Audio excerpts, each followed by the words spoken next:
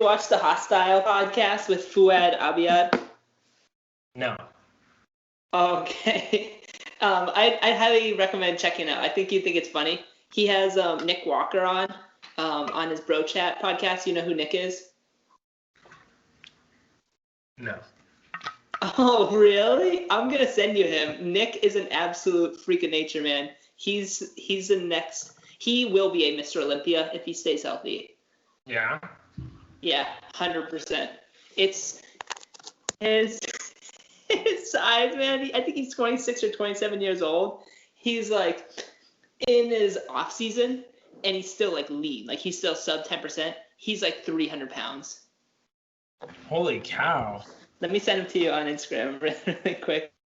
Dude, he's an absolute freaking tank. It is ridiculous. You know what's weird is I guess I probably knew him or probably seen him somewhere, but I just like found out who Dan Wells was. Oh no, I don't know that guy. The powerlifter. He's like the strongest powerlifter ever. Nope, sorry. How do I not know him? He like totals 2,600.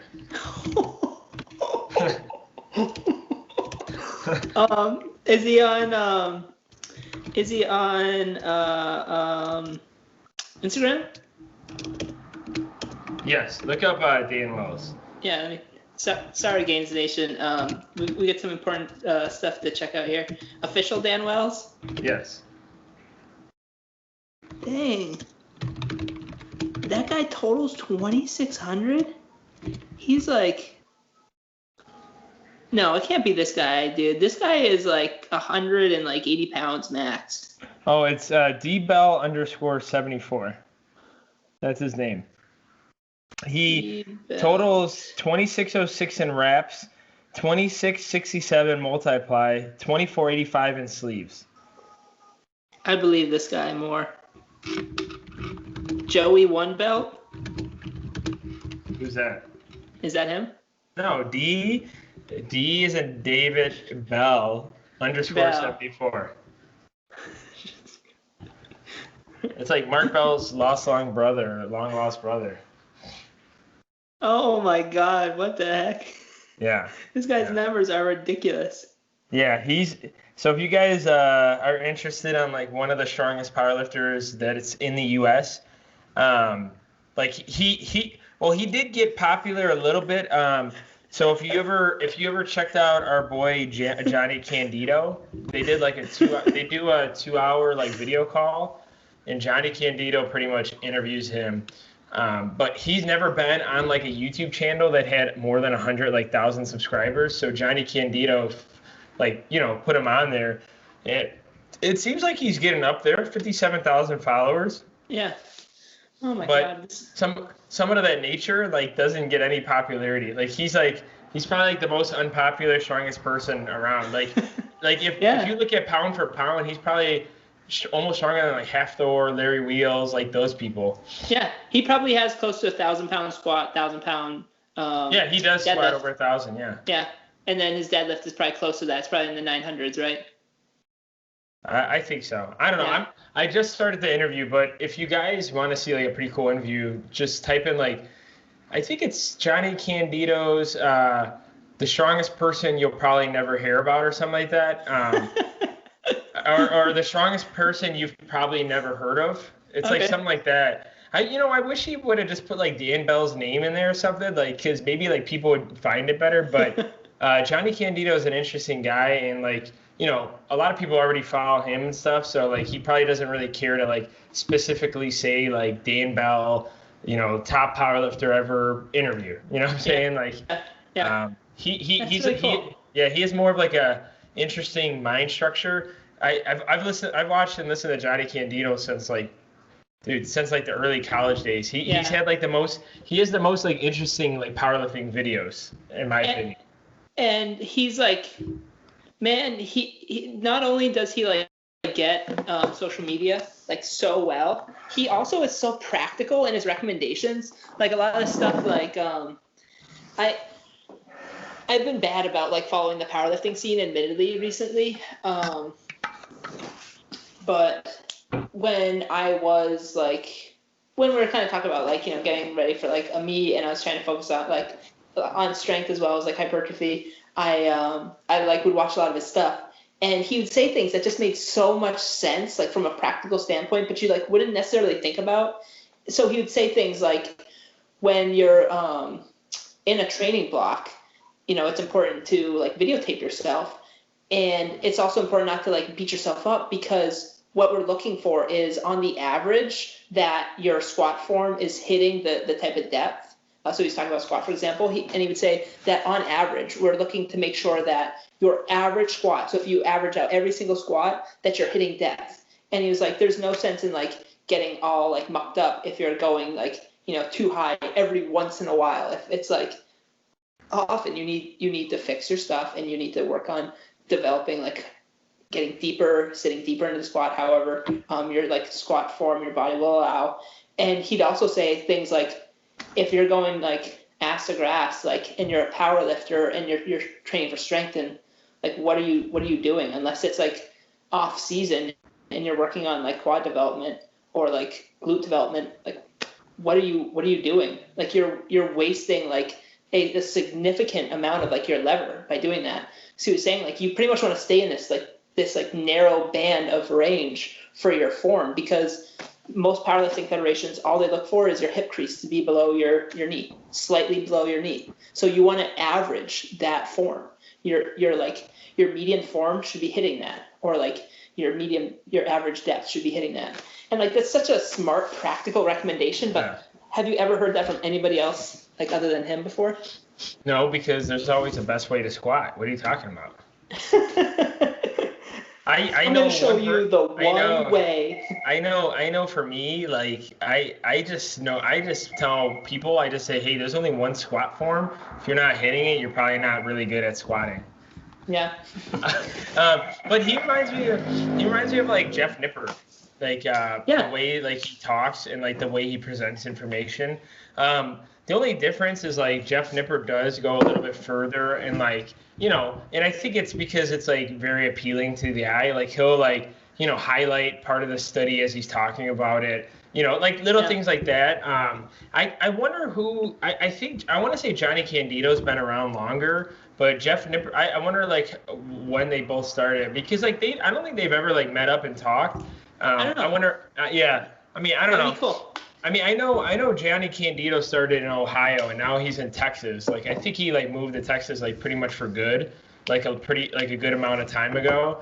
But yeah, if you're into powerlifting, check out Gianni Candido, because he's finally back. He's starting to make videos like once a week or twice a week again, and I love it. Like, I've actually went back and looked at his old videos just because I was like, man, I feel like I haven't listened to this guy in like 5 years. Like he's been like MIA for like 5 years. Yeah. True. Which you kind of, go ahead. I'm gonna just mute my phone real quick. I'll be right back. Okay, I'll just do a quick, So guys, episode 74 today, we're gonna be talking about like cold and hot like recovery methods. But because Roman was kind of mentioning it before, I don't know if it's recorded or not, but maybe do a quick little update about us and some so Roman and I are getting really like PHAT lately. Roman's at 214 and I'm at 175. So my goal was 170, but for some reason I just can't stop eating that damn rice pudding, and my eyes are blowing up. Like the creases of my pants. I literally just had a piece of pie too, and I'm like, you need to bring it back in, Roman.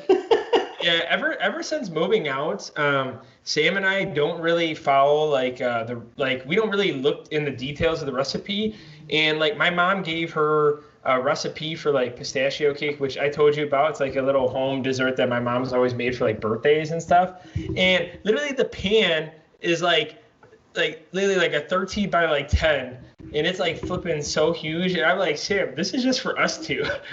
Like we gotta go through this whole like big old cake, and it's like dense, it's like this thick, and it's just like all like layers and stuff. So I'm like, well, whatever. But anyways, guys, yeah, I hit 215 last week. I told Roman and another buddy of mine that I was only supposed to go to like 205 this year. But hey, whatever. I'm probably just gonna hover around this weight. Lifts are going really well, I think. Besides like the squat not doing so hot, I think it's gonna get better and will get better. I was deadlifting 385 again yesterday for 4 sets of 4. Bench 255 for a PR for 5 reps for 3 sets, and then squat, still like 225, 245 for reps, but whatever, like, hey, I'm fine with it. I'm trying out low bar now with squat and seeing if that would help. Changing my hip external rotation method that Roman was talking about on that form check.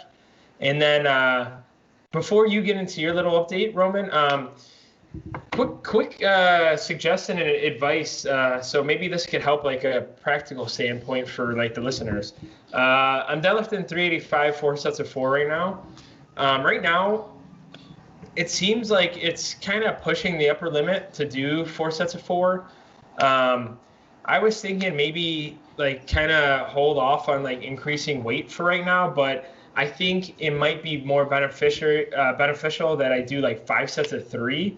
What are your thoughts on that? Or like do like 6 sets of 3, because like the 4th rep, it's not like I'm grinding it. It just feels like, I'm like really like giving a lot of energy. So like now also before this, I changed my full body workout scheme to upper, lower, upper, or upper, lower, upper to 5 days a week. So, like after I'm done doing deadlifts, because I do them on my legs day, like I'm just like toast, and I'm just like, man, like I wonder if maybe I'm just pushing that deadlift note just a little bit too far. Yeah. Hard to say. How's your recovery been? I mean, recovery's fine. Like today, like I feel pretty fine. Like with DOMs. I mean, tomorrow I might feel a little bit more, but like I don't like today. Like I don't even have like really a low back pump. It's just maybe I just need to give myself more time. It's just like right after deadlifts, and I think that's where I'm pushing the envelope is like doing 4 sets of 4.